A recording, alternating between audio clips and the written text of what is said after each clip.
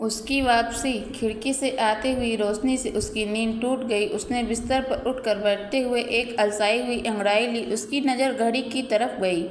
7 बजने को थे। उसने सोचा थोड़ा और सो लिया जाए, छुट्टी का दिन था, नहीं तो अब तक तो वह नहा चुकी होती। अधमुंदी पलकों से उसने स्वयं को बिस्तर पर ढीला छोड़ दिया।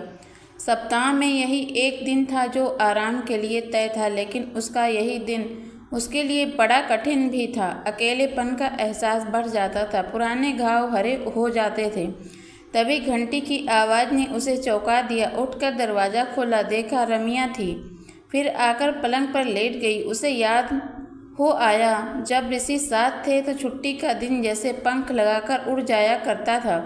दोनों सुबह देर तक सोते, फिर आराम से उठकर चाय बनाते, खाते पीते, अखबार पढ़ते, फिर दोनों मिलकर खाना बनाते, साथ साथ खाते, फिर सो जाते। दोपहर के बाद शॉपिंग के लिए निकलते, चाट खाते, फिर आइसक्रीम और इवनिंग शो में पिक्चर, उसके बाद किसी अच्छे से होटल में डिनर। वापस आकर थके हारे एक दूसरे को बाहों में बेसुध सो जाते।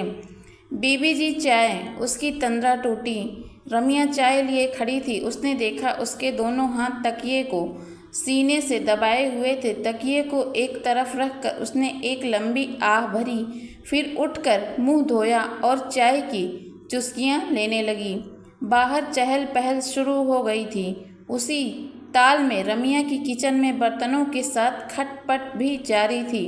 उसने खिड़की के पास जाकर देखा, ठंडी ठंडी हवा चल रही थी। लगता था तेज बारिश होने वाली थी। बादलों की गड़गड़ाहट भी शुरू हो गई थी। काले काले बादलों के बीच सूरज छिपता जा रहा था। अंधकार छाने लगा था। उसके भीतर भी तो ऐसा ही अंधकार फैला था। बारिश के समाप्त होते ही बादल छट जाएंगे और सूरज अपनी रोशनी बिखेरता हुआ फिर से बिना ताने निकल पड़ेगा।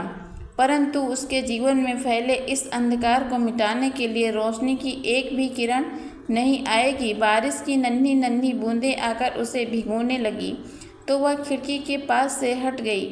रमिया उसके नहाने की जल्दी मचा दी। वह नहा ले तो नाश्ता कराकर, कपड़े आदि धोकर, भोजन बनाकर रमिया जल्दी घर चले जाना चाहती थी।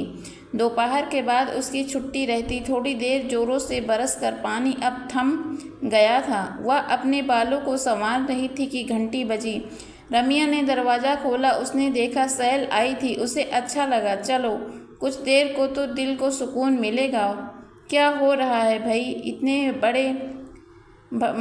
बड़े आराम से खुद को सजाया जा रहा है। अरे खुदा ने तुम्हें वैसे ही हसीन बनाया है, सजने की कोई ज़रूरत नहीं। सैल हंसते हुए बोली तो वह भी हंस पड़ी।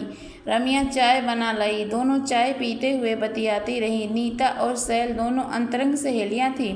दोनों एक ही कॉलेज में पढ़ाती थी। सैल बिंदास स्वभाव की, आधुनिक विचारों से ओतप्रोत थी, जबकि नीता भारतीय संस्कृति की मूरत थी, स्वभाव से गंभीर व भावुक। सैल उसे समझाती, जो हुआ उसे भूल जाओ, नए सिरे से अपना जीवन शुरू करो। परंतु क्या इतना आसान है सब कुछ भुला पाना? उन दिनों, उन रातों को जो उसने वह ऋषि ने एक साथ गुजारे थे, वे प्यार के सुनहरे पल जो उसकी झोली से एकाएक फिसल कर गिर पड़े थे।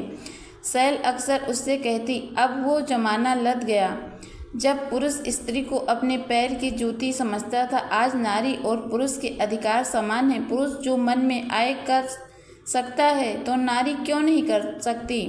पर उसे यह सब अच्छा नहीं लगता था। वह तो अपनी पुरानी संस्कृति व रीति रिवाजों पर ही विश्वास रखती थी। अरे भाई, कहाँ खो गई तुम? चलो फटाफट तैयार हो जाओ, कुछ शॉपिंग कराएं। आज कोई जिद नहीं चलेगी, आज मैं तुम्हें लेकर ही जाऊंगी। सैल ने कहा तो हार मानकर वह तैयार होने चली गई। रमिया ने आकर पूछा, बीबी जी खाने में क्या बनेगा? बीच में ही सैल बोल पड़ी, आज खाना हम बाहर ही खा लेंगे। उसने रमिया को छुट्टी दे दी तो रमिया खुश होती हुई चली गई। बारिश पूरी तरह से थम चुकी थी।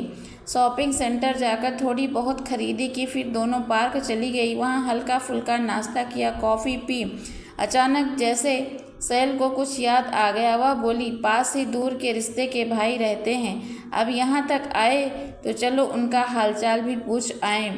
उसने अचकचा कर हामी भरी। वहाँ पहुँचे तो देखा नितिन अधलेटा सा कुछ पढ़ रहा था। दोनों को आता देख वह चौंक पड़ा। आओ सैल, अचानक हमारी याद कैसे आ गई?